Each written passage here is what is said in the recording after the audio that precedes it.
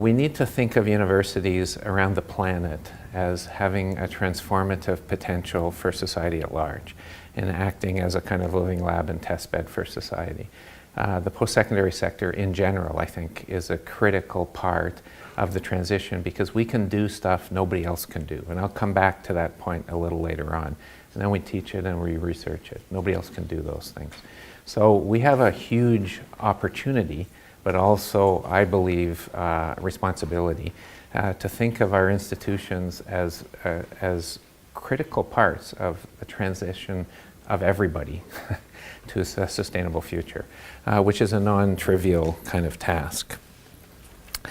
Fortunately, because it gives us something to do. So here's the Vancouver, the UBC context. There's two campuses. I was Associate Provost Sustainability for the Vancouver campus. So that's what I'm going to be talking about. A lot of cool stuff happening in the interior of BC, in the Okanagan campus as well.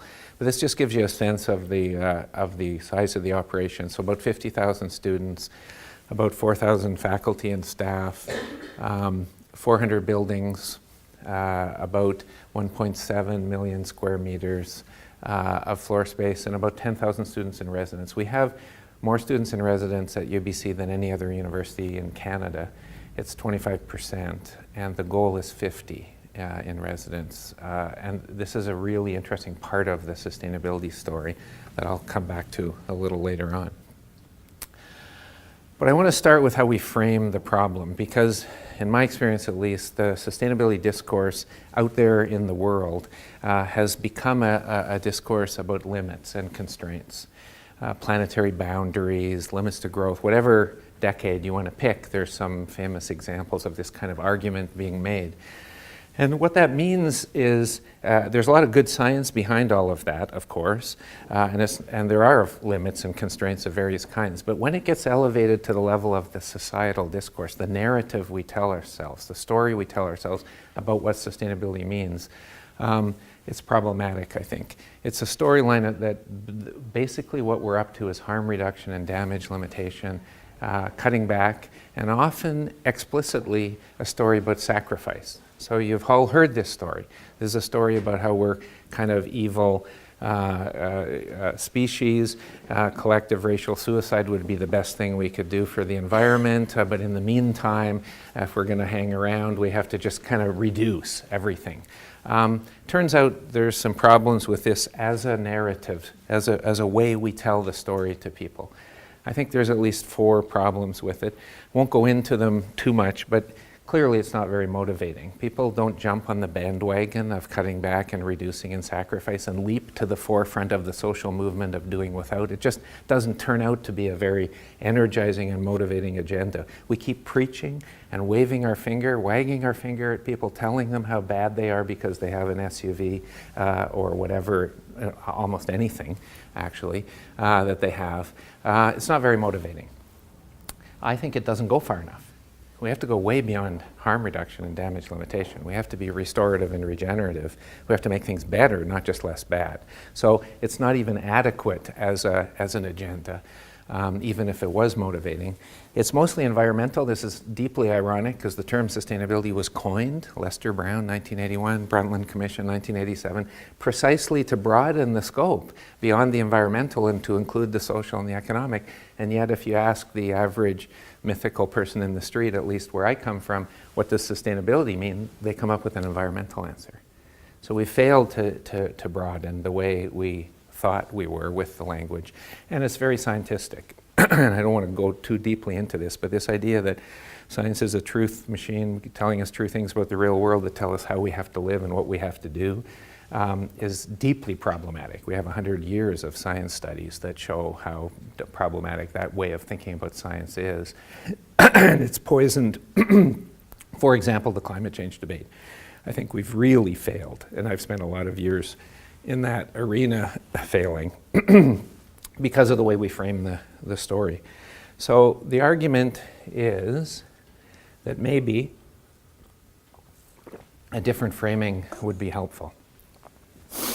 Can we think of human activity that is not just less bad, but actually more good?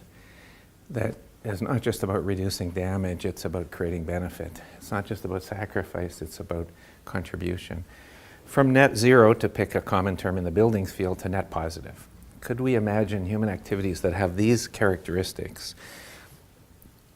In other words, human activity that doesn't have to be minimized because it's so damaging, human activity that actually improves simultaneously human and environmental welfare, well-being.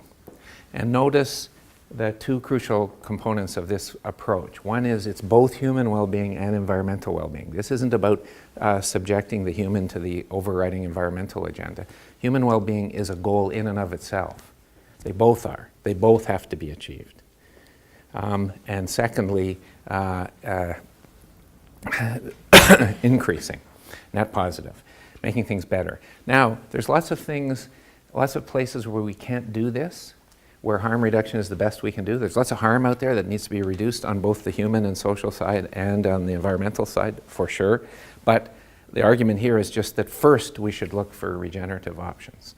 They're always better. It's always better to create benefit than just to reduce cost. It's always better to make things better than just make them less bad. So we should look first for regenerative opportunities. We can always go back to harm reduction if we can't find them. The question is, what processes and what scale? Could we have a regenerative building? Well, we've built one at UBC. We think it's actually not that hard. Could we have a regenerative industrial system, a regenerative transportation network, regenerative city? Surely the kind of city we want to live in is a city that by its normal operating procedures makes human and environmental well-being improve, get better. Right? That's the city we would want. Whether we can have it or not, that's the question. But that's what we should be looking for, trying to answer that question. So that we took this approach and said, how would that change things if we took a regenerative sustainability framing of the problem at UBC? And the fundamental argument is the one I alluded to right at the very beginning. I think there's a change in the social contract between universities and society. It used to be enough just to be really good at research and teaching, and then we get lots of money and we keep on research and teaching. I don't think that's good enough anymore. I think society is demanding more, and in particular they're demanding that we engage, we the universities, engage with the big social problems we're facing as a set of societies on the world. So that's the change in the social contract, I think. And sustainability gives us a huge opportunity. We have 4 reasons that we can do stuff that no one else can do in this arena. First of all, we're single owner occupiers. Edinburgh is, and the North American universities are. Many European universities aren't owners, but they are occupiers of significant capital stock at a very interesting scale, urban neighborhood scale. Every city on the planet is struggling with sustainability at an urban neighborhood scale. That's us. That's what we have. UBC, 400 buildings you saw on about 400 hectares. Here you've got several hundred buildings scattered among the city. That's a really interesting scale, and one decision maker. It's actually way more complex than that because universities are fractal and reproduce all the complexity of the universe inside their own boundaries. Nevertheless, legally and institutionally, it's a single entity. So we can act. Take your 400 buildings out in Edinburgh that aren't part of the university. How many owners? How many decision makers? Thousands. 1. So we can act at an interesting scale. We have a public mandate. What that means is UBC, for example, will accept a longer payback on investments that have academic purpose than the market would ever accept. We'll take a 15-year payback on investments that have academic purpose because that's what we do, and we're a public institution. The market won't do that. So we can actually invest in things that will not be invested in out in the market. And that's what we should be doing before they become market ready, because they're not going to work at first. So that's a sort of a challenge. But it's a challenge we can take on. We teach and we do research. Nobody else has those 4 characteristics. So we can turn our whole campus into a sandbox. Every single operational decision made by the university of any kind is a sustainability decision. It's not seen that way, but it is. Let's make that overt, make it explicit, and attach teaching and research to everything we can. And so that the whole campus becomes an experiment in trying to become more sustainable, in trying to improve human well-being and environmental well-being. And then we're studying it, because it's going to fail in some ways, and we're fixing it, and we're teaching it. So we can be the advance guard, in a sense, for a lot of things. We can't fail too much, because the lights have to go on and the room has to be habitable. So it's not that we can just do nothing but frontier stuff, but we can push the envelope a little bit because it's a living lab, because we're studying it, because it's part of the academic mandate. So that's the concept. It's a pretty simple idea. Here's one of the big challenges in achieving it. In our world, we have the realm of faculty up here, and then we have the realm of operational staff. And it turns out never the twain shall meet. I call it the pyramid and the plane. So the pyramid down here is people who actually have job descriptions, and they actually have bosses, and they actually have to report at the end of the year. And there's a kind of a hierarchy, there's, like most organizations in the world. But up there is the infinite plane of the faculty, none of whom think they work for the university, right? No faculty member ever believes they work for the university. Is there to give me a salary. That's kind of important. I want my salary. An office space so I can meet my students and do my research. But I don't work for the university. I'm a freestanding, independent, academic. So rather different cultures here. And that's why most universities I know have a bunch of operational sustainability going on, actually quite a lot, and a bunch of teaching and research going on, completely unconnected. Most faculty don't have the faintest clue how the university runs, how the buildings they're in run, anything about it. They just have no idea. And they don't care because our reward system comes from outside. I'm going to get my promotion and tenure based on what my peers around the world judge my work to be. Nothing to do with what happens on this campus, really. So I have an outward gaze as a faculty member. My whole reward system is elsewhere. So it's not surprising, but it's, well, I mean, it is still surprising how bad the knowledge is. So the question is, how do we create an integration of this operational and the academic? You have an advantage here. You call both of them staff. We call one faculty and one staff, but you call them academic staff and, support staff or professional staff or whatever. So at least you use the same word, so, maybe it's a little easier to be on the right-hand side. But I emphasize this because this is huge. This is actually huge in trying to really do the living lab, because the academic interest has to be local, has to be on the campus for the living lab to work. So that it's a reorientation, and it's non-trivial to make that happen. So now I want to talk about some of the things we've done to try and do that. We developed these two cross-cutting themes, campus as living lab, and university as an agent of change, as a partner working with private sector, public sector, NGO sector partners out there, learning from them and taking learning out to them in this kind of mutual exchange of knowledge, co-production, if you like, of knowledge. Here's how we set up what was called the UBC Sustainability Initiative. That's what the unit I was in charge of, about $1 million a year, so small budget, small number of staff, but fantastic staff.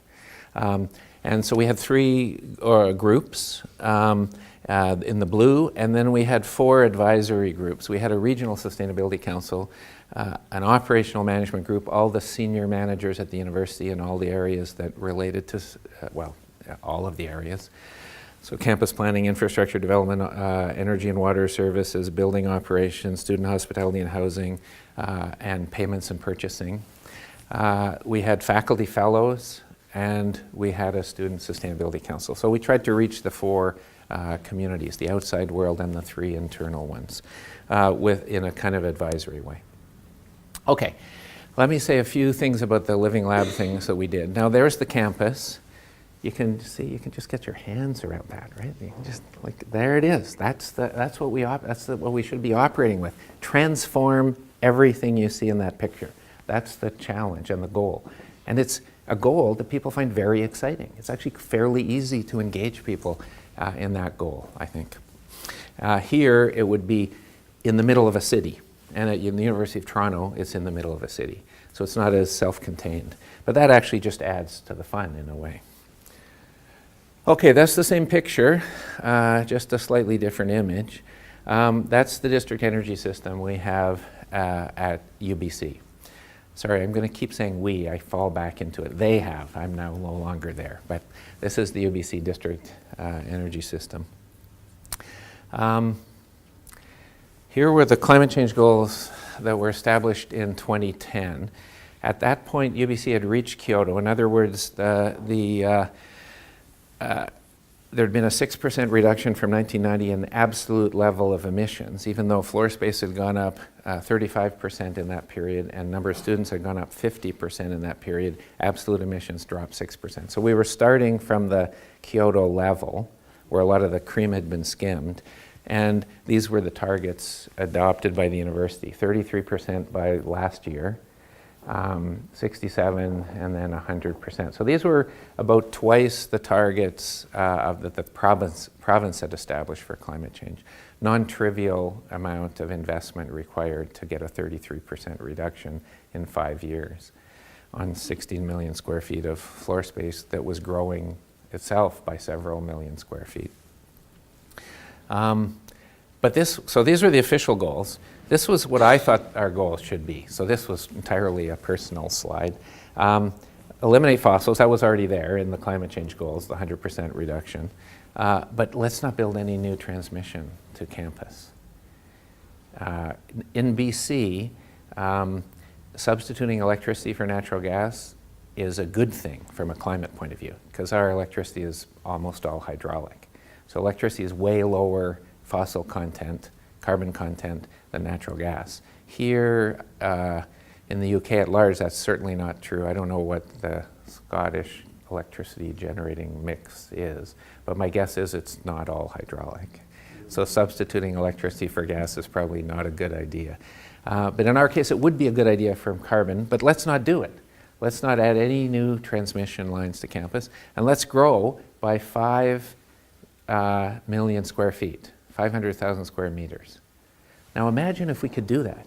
Grow by 35% floor space, don't increase electricity feeds, and eliminate fossils. How cool is that? How many cities are struggling with exactly this challenge of how to meet major carbon reduction efforts? The City of Toronto has an 80 by 50 target, 80% reduction by 2050. They're tearing their hair out trying to figure out how they're going to get the whole city retrofit. Not their own corporate operations, but like everything. So accomplishing this has huge value in terms of the learning involved in doing it. Even though universities are weird, so you can't just transfer it outside, nevertheless, there's some real lessons if we could do that. And by the way, we are, I think, this month going to reach the 2015 target. That 33%? So we're 3 months late. They're 3 months late. That's pretty good. There is a plan. I don't have time to walk you through it, but you notice it goes from bold to not bold to italic, a little less certainty as we move down the path. But there should be, because who knows what we'll be doing in the 2020s and 2030s. But we know what we're doing in the beginning, and we know the direction. These were the 4 signature projects that got us to the 33% reduction. A 72 building continuous optimization project, which would save about a third, about 11%, 12%. Misnamed. We call it continuous optimization. All this means is less discontinuous optimization, because we're really bad at continuous monitoring and optimization. We don't do it. We do it at best sort of every 5 years. But still, that should save us a bit. The CERS building doesn't save us anything in terms of the overall campus, because it's just one building, but huge lessons to be learned from CERS. I'll say a word about that in a minute. We converted, you remember that district energy system I showed a few slides ago? That was steam until now, and we're right in the middle of converting it to hot water. changing from steam to hot water has huge sustainability benefits. First of all, it's way more efficient. We had a big condensate loss, condensate return loss in the steam system. Plus, buildings don't need temperatures of steam for heating a building. Like, it's crazy. We had to reduce the temperature at the building interface. There's very few processes that a university uses. Hospitals need some high temperature heat. There's a few other process heat needs, but mostly not. So going to hot water system at a lower temperature is just inherently more efficient. It's also way more friendly to renewables because they typically operate and produce energy at produce heat at lower temperatures. So that was an $90 million, 14 kilometers that had to be dug up and replaced. That's an enabling technology. Once you do that, you can do a lot of other things. But that in itself will save almost 20% of the carbon emissions of the campus. And then we built a bioenergy R&D project, which is basically producing originally heat from wood waste. It turned out that the whole original concept of it completely failed, and so now we rejigged the whole thing, and it's better than the original concept. So that was lucky, because it didn't work out the way it was expected. But that's something that a university can learn from and document. One of the things we do is we publish.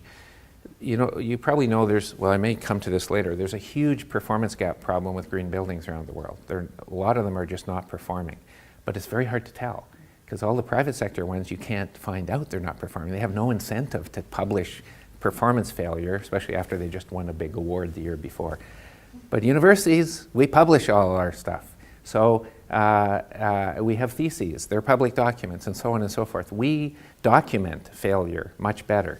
We did a paper called Learning from Failure. I had to fight to get the word failure in the title of my co-authors, so we're not happy with that. But that's what we should be doing, is looking very hard at where things aren't working.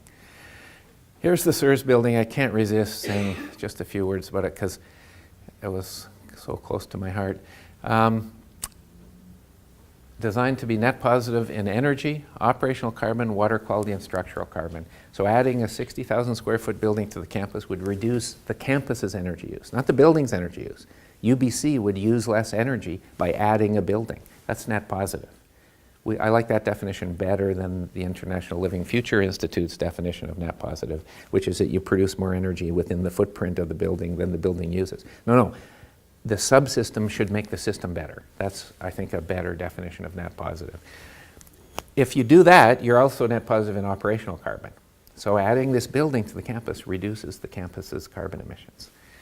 Water quality. We have full sewage treatment in this building, and storage, seasonal storage, so that actually the building makes, the water leaving the building is better quality than the rain. Improves water quality. And structural carbon.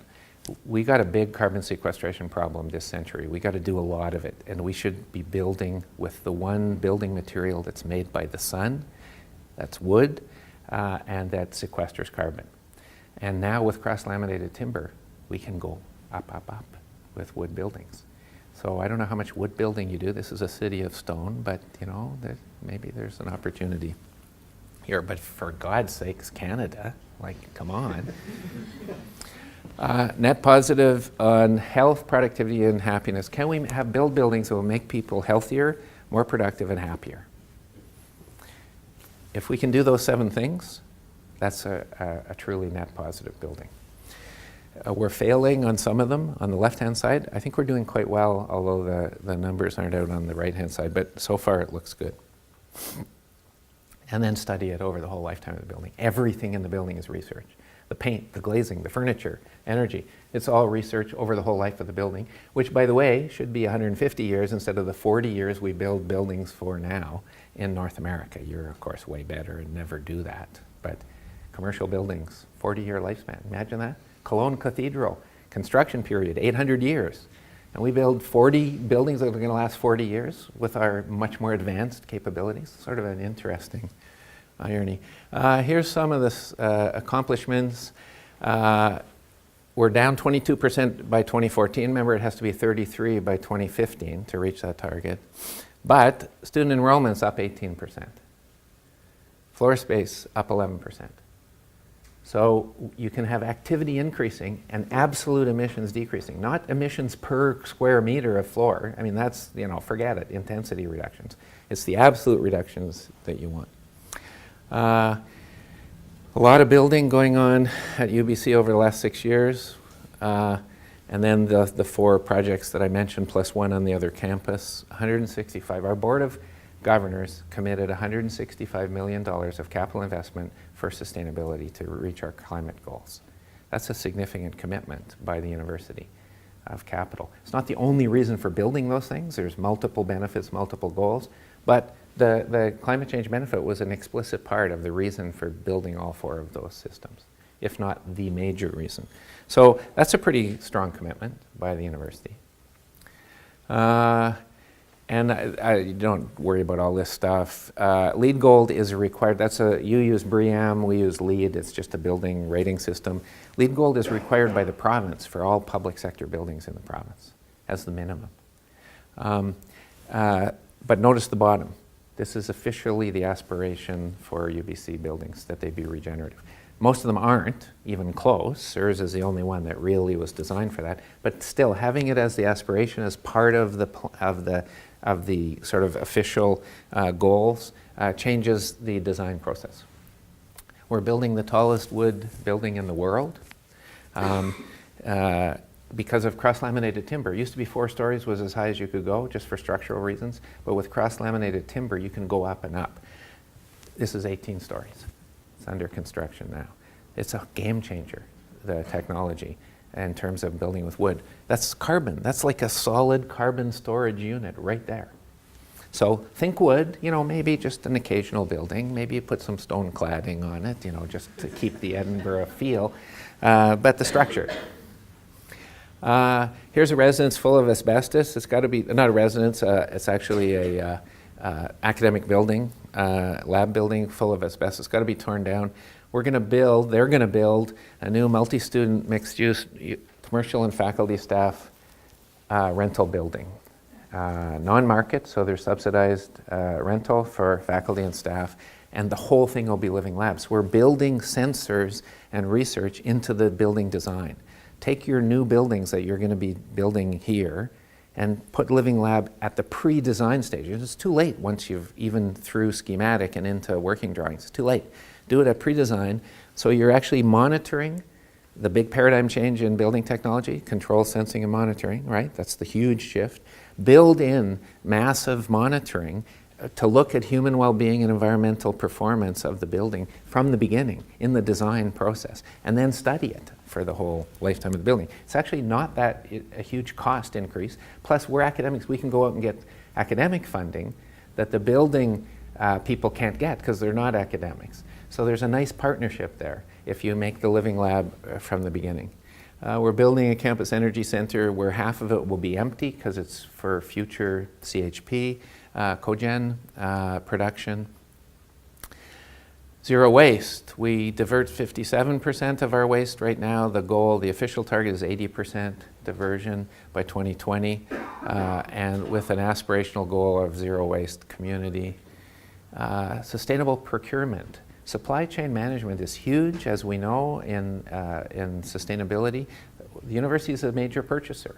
What are their supply chain policies? What are they moving upstream? You probably have good supply chain management policies here. We didn't, and they were developed. How to build it into the system. So we have a strategic plan that talks about sustainability for the campus.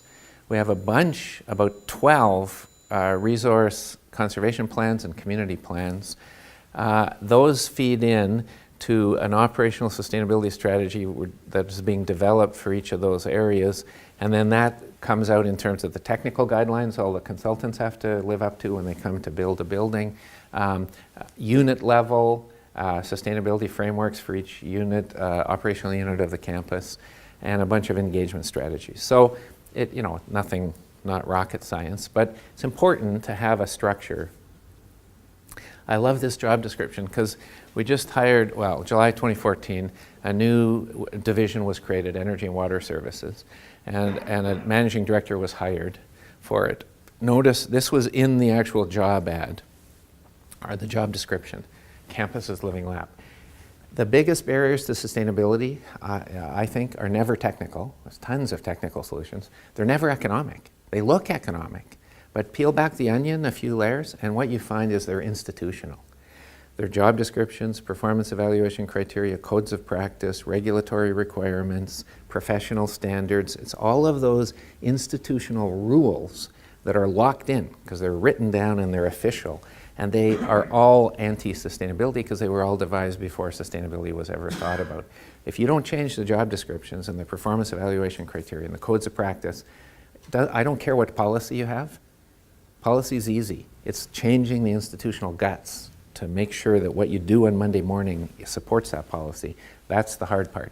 So when you start changing the job descriptions this way, you change the game. I think it's a really important level to focus attention on. It's not just all about buildings and energy and environmental stuff, it's also about social sustainability, which we equate with human well-being. We created UBC Wellbeing Initiative, which combined all these activities that are we're all separate, but all about sustainability. A ton of work on mental health with students, huge crisis. I heard today that's the same problem here. I think it's universal. Just a very major problem. People on the front lines counseling students every day about mental health issues and other health issues. Intercultural understanding. Moving beyond multiculturalism to interculturalism is a really interesting phenomenon. Europe is imploding, well, a little overstatement. Europe's in trouble because of an inability to deal with intercultural issues in a big way. Huge problem. The whole EU is under threat, partly because of this difficulty. First Nations issues, very big in BC where none of the territory has been, there's no treaties. Sport and sustainability, huge issue here. Sport is very interesting because you got all these volunteer, you take a weekend afternoon in Edinburgh and you'll have all these sports fields, all with kids running around and parents standing at the sidelines, all volunteer coaching, this incredible ethos of public commitment and engagement. That's very powerful from a sustainability point of view. There's a huge potential overlap between the way sports is organized, especially at the level of children's sports, and community engagement at a deep level. Healthy campus, a bunch of health-related stuff, community engagement, and then community service learning. So all of these are separate activities on the campus. Can we think about them in an integrated way as all contributing to human well-being and start to feed off each other? The priorities of this are mental health, as I said, physical activity, inclusion and connection, food and nutrition, transportation. I'm amazed how powerful food is as a way into sustainability. Everybody cares about food. It's really powerful. Okay, it's also about, and I see some text missing, it's about the visual identity, because a lot of sustainability is behind the wall, right? It's not visible. So how do we create a visual identity for sustainability on campus? There's a bunch of ways to do that, but it starts to create the message that this is important to the institution. This is part of the identity of the institution. Then another social sustainability dimension. This is the first of 5 commons blocks. These are big residences that of course are environmentally sustainable in terms of LEED, gold, minimum, but more importantly, they have all these things combined: offices, classrooms, meeting rooms, cafe, convenience store, a collegium for off-campus students who don't live in residence and don't really have a home on campus, fitness center, informal learning spaces, childcare facilities, bike facilities, art gallery. We're going to create 5, UBC is going to create 5 of these in the order of, this one's 1,100 beds, so they're fairly significant concentration. It's about density and social interaction. And so we'll have these nodes across campus that are student-centered because they're residences, but they're connected to all the other parts of campus life. And then the neighborhoods, all the housing around UBC, which is on land that's owned by UBC. There were 11,000 people living on campus in 2001. There might be 40,000 by 2041. This is a huge opportunity to create an integrated campus. Can we move from a commuter campus to a sort of integrated community, sustainable community? This is some of the indicators. You can see that The daytime population between 97 and 2013 went up about 50%. The number of residents went up by over 200, or more than doubled, I should say. Look at the transit rides. They went from 19,000 a day to 80,000 a day in that period of time, mainly because we gave a U-Pass to the students, and that transformed the use of transit, completely transformed it. They didn't give it to faculty or staff, but they gave it to students. And then look what's happened to auto trips and parking. About 35% of the surface parking has been taken out of service, mostly turned into housing. Way more sustainable land use, but also way more financially rewarding to the university. Agent of change, I don't have much time to talk about that. This is what our president said in 2007. New forms of partnership, new integrated models of interaction, transform the institutional rules and processes. So I'm just going to give you one example. This is the city of Vancouver, which has the goal of being the greenest city in the world. I'm not a big fan of either the color, I'd rather sustainable, and most in the world. Who can say they're most in the world? But fine, gives them an aspiration. And we have some aspirations. So we have a lot of shared goals. One of the things we do is we created these Sustainable City Scholars. We said to the city, we'll give you 10 grad students a year for 250 hours each on a kind of internship, and you give us wood waste. That was the deal. They never gave us the wood waste, but we gave them the students, so there's an inequity in that relationship.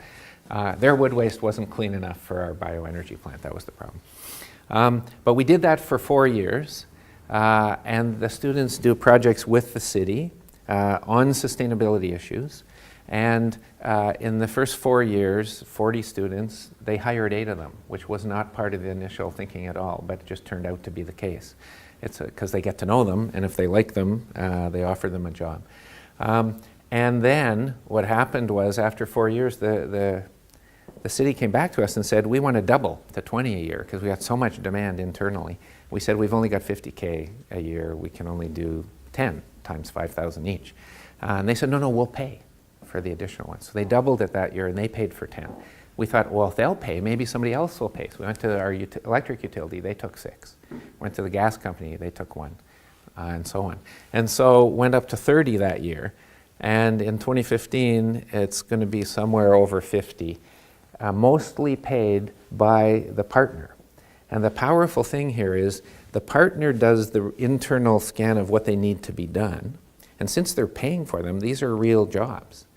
But it's cheaper for them to pay a student $5,000 than it would be to do it themselves. It's stuff that keeps falling off the table because they can't get to it, not enough bandwidth. And then we do a call across the whole university to find the students and match them to the jobs. We could never find the jobs. They could never find the students. It's a perfect match. And the students love it, and the city loves it. It's a sort of basic lesson of universities. Nobody likes faculty. I mean, people like students. Use the students to engage. Faculty are basically boring and turgid, So students are way better ambassadors. Like 100 times better, generally speaking. Then we have this nexus concept, which is just under development. So there's the 39, or now over 50 scholars. These are grad students on 250-hour internships.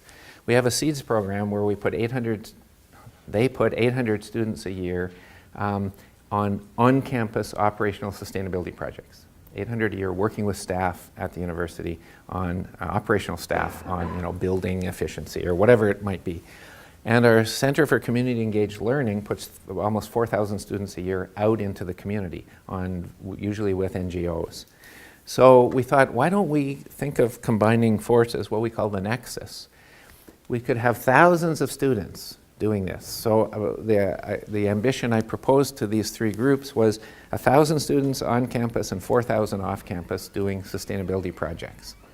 That's a cool engagement, right? That's something you can be really proud of in terms of contributing to real-world sustainability problems. Some off, some on. Grad, undergrad. For credit, not for credit. Unpaid, paid. A mixture of things.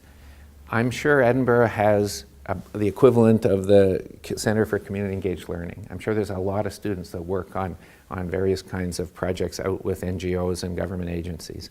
It's probably an office that runs that. Talk to them about sustainability. They're all sustainability projects anyway. Well, everything is sustainability, so it's easy to talk to them. Just have to be careful about the S word sometimes. Then I mentioned this before, we have our Regional Sustainability Council with some of the champions from all over the region. Very cool group to talk to. And I want to talk a little bit about teaching and learning. The concept we came up with in 2009 is let's not build new degree programs or schools or projects, other kinds of programs, curriculum, because they're only taken by the people in those programs. Let's say every student at UBC would be offered a sustainability pathway, no matter what program they're in. Civil engineering, medieval history, doesn't matter, you'll be offered a sustainability pathway. Offered, it's not mandatory. Students hate mandatory courses, they don't work very well pedagogically.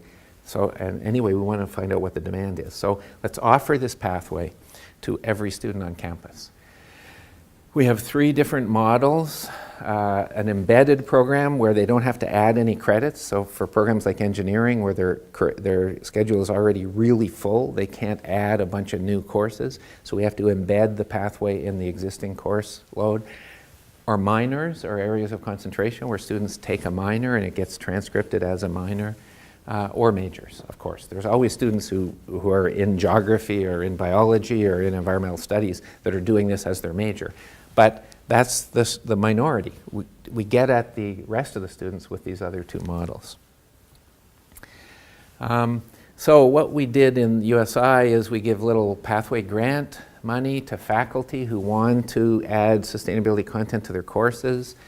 We did an inventory. We found out there's now about 600 sustainability courses across campus, so they're already out there teaching this stuff. They're the champions. They're the ones who need support. A Spotlight program.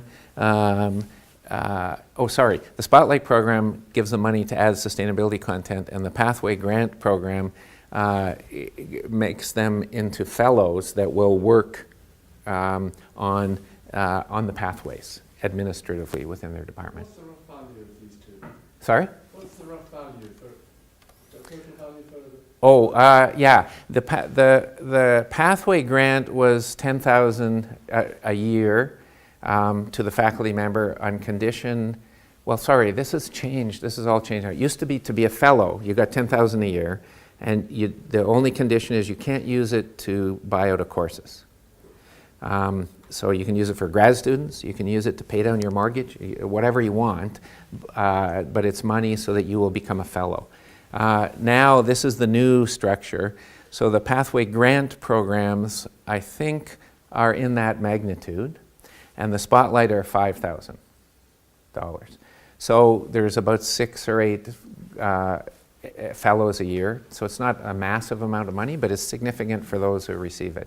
And we usually have more people applying for this than we have money to give out. And then the database I mentioned of courses. We've had fellows in every faculty except for 4, as you can see. So slowly working our way through the university system. And here's the pathway idea. In year 1, there will be first-year courses that have sustainability embedded. We actually taught a first-year course, Sustainability 101. It was highly successful. The students loved it, but it was impossible to imagine becoming big enough. We had to have 5 course codes. We have no interfaculty course codes at UBC. It's just crazy. So you had to have 5 different course codes to allow students from different faculties to take it. And it was a big deal to have 50 students in it. Can you imagine trying to do 2,000 students?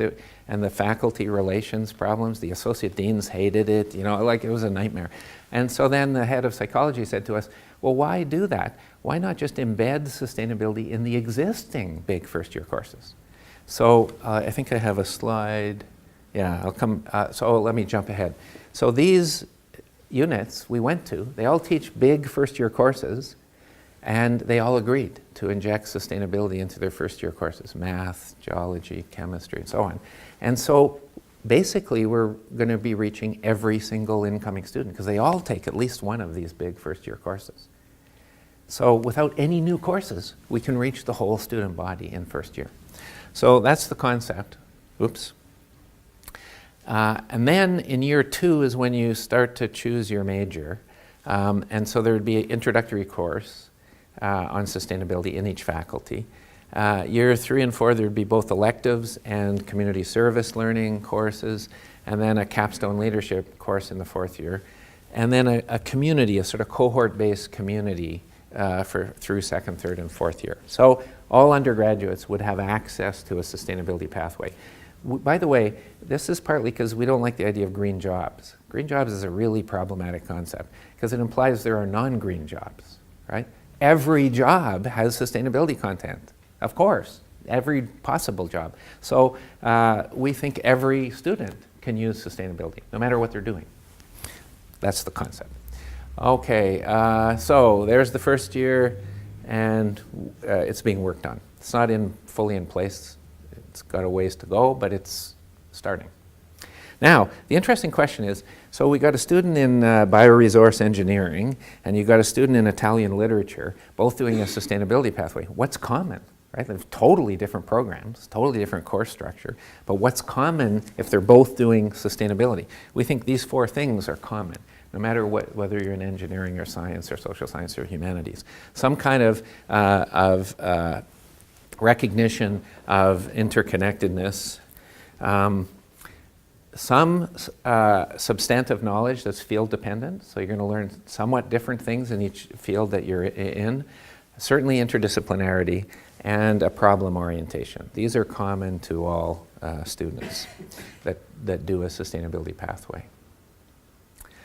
This is just on the website for students to start a process of communicating about what the pathway is. The students themselves are incredibly active, and I'm sure that's true here. There's a bunch of clubs and organizations. I'll just mention one, AMS, which is the Undergraduate Student Society, right in the middle there, give out $100,000 a year to other students for sustainability projects. So they tax themselves out of their fees that the students pay to the Student Society and give back $100,000 in small grants, usually $3,000 to $5,000, but sometimes a little bigger, a year for student-run projects. So the whole bottled water issue at UBC was kind of managed through this process. Okay, let me end with, after 4 years, we thought, okay, now we've done enough, we can do a 20-year sustainability strategy. Let's get it kind of documented. So we started this process, did a lot, focused in these areas. Oops, the fonts are not quite right. Teaching, learning, research, operations, infrastructure, and the community. We did a lot of engagement with people in various ways. And I just want to read you the vision statement. I don't have time to go through the document, but I can read you this. At UBC's Vancouver's campus, sustainability means simultaneous improvements in human and environmental well-being, not just reductions in damage or harm. By 2035, such regenerative sustainability is embedded across the university throughout teaching, learning, research, partnerships, operations, and infrastructure, and the UBC community. UBC is a vibrant, healthy, and resilient community, deeply engaged with its neighbors, surrounding region, partners around the world, and in a supportive and mutually respectful relationship with the Musqueam people. So that's our marching orders now. That's their marching orders now. Thanks very much.